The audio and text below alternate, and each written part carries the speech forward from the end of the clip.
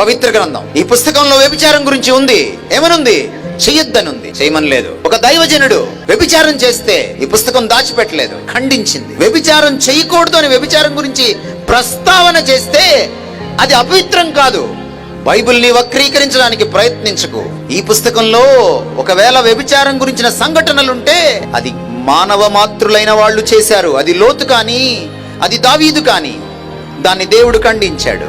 ఇక్కడ నుంచి 3500 సంవత్సరాల క్రితం నైతిక విలువలకు సంబంధించిన, నీతి న్యాయాలకు సంబంధించిన డైలమాని తొలగించడానికి మోషేని పిలిచి దేవుడు ధర్మశాస్త్రాన్ని ఇచ్చాడు. దొంగతనం తప్పు అని చెప్పింది, నరహత్య తప్పు అని చెప్పింది, తల్లిదండ్రుల్ని సరిగా చూడకపోతే తప్పు అని చెప్పింది. ఈరోజు మీరు ప్రపంచంలో ఉన్న పీనల్ కోడ్స్ చదవండి, ఇండియన్ పీనల్ కోడ్ చదవండి, అమెరికన్ పీనల్ కోడ్ చదవండి, బ్రిటిష్ పీనల్ కోడ్ చదవండి, ఆస్ట్రేలియా పీనల్ కోడ్ చదవండి, ప్రజాస్వామ్య దేశాలకు సంబంధించిన పీనల్ కోడ్స్, శిక్షా స్మృతులను మీరు చదవండి, చట్టాలని మీరు చదవండి. ఇక్కడ నుంచి వచ్చింది ఆ చట్టం.